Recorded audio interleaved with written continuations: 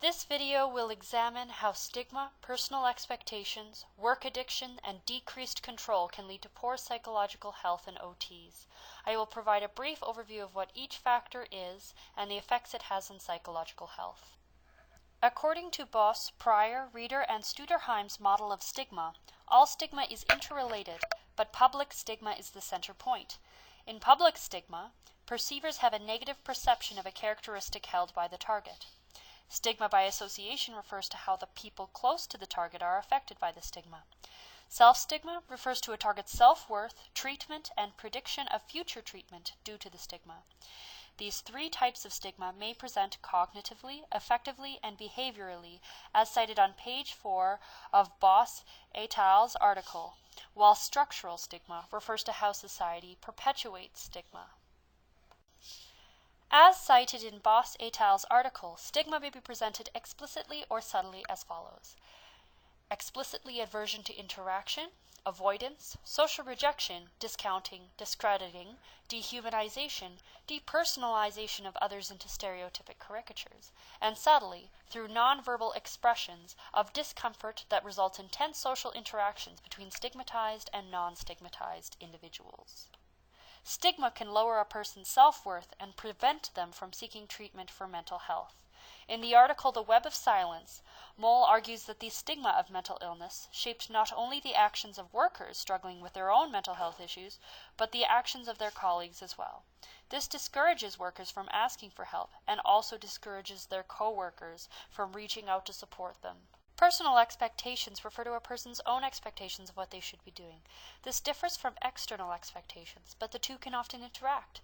As cited in Polson, Meredith, Kahn, Henderson, Castrizos, and Kahn's Burnout and Work Engagement in OTs, perceived work overload is one of the many work-related demands that can create internal pressure and strain for individuals, and it is correlated with emotional exhaustion in OT practitioners.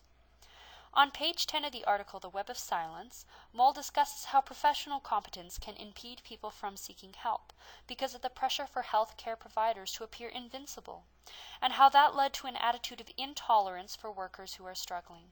So, this quote supports how internal expectation for perfection can lead to external judgment and vice versa.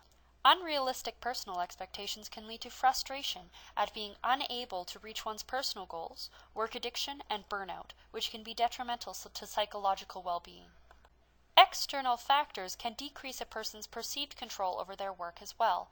In particular, unrealistic external expectations and external pressure to push oneself beyond their own ability can contribute to burnout. According to Ashby, Ryan, Gray, and James' article on the professional resilience of OTs in mental health practice, the push for OTs to work outside their professional domain and use generic knowledge away from an occupationally focused practice has a major effect on professional resilience. Furthermore, as cited on page 9 of Polson et al.'s Burnout and Work Engagement in OTs, the inability to say no can lead to worker burnout. And later cited in that article, avoidance has been suggested as potentially contributing to work turnover when clinicians perceive that they have low control at work. This goes hand in hand with Gupta, Patterson, Liesect, and von Zweck's article, Experiences of Burnout and Coping Strategies Utilized by OTs, which discuss maintaining a work-home boundary and negotiating workloads as coping strategies for combating worker burnout. Work addiction is an increasingly difficult topic in psychological health because it is often perceived as a positive trait in the workplace. Carlson's article on work, passion, and exploitation discusses passion as harmonious or obsessive. This is indicated by whether the person is harmoniously controlling their passion for the activity or are being obsessively controlled by external factors such as addiction. When passion combines with their occupation and is exploited by external factors, such as an employer, it can lead to obsessive passion, such as work addiction. Work addiction is different from working hard and is rooted in a compulsion to keep working. As cited on page 1 of Sayat's survey on work addiction, it is described as a chronic pattern of overindulgence in work, long working hours, working more than is demanded by implicit or explicit norms, as well as self-absorption in work. As cited in Sayat's survey on work addiction, it can present itself through these factors. Salience is when the activity dominates thinking and behavior.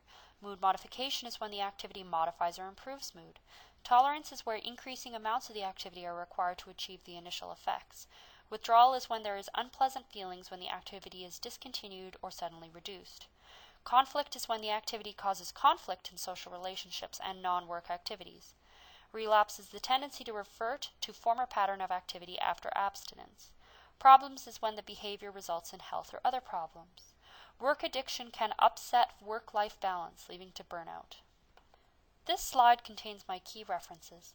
Key articles on this list to look out for are the Gupta et al.'s article as well as the Ashby et al.'s article, as both explore coping strategies for dealing with burnout.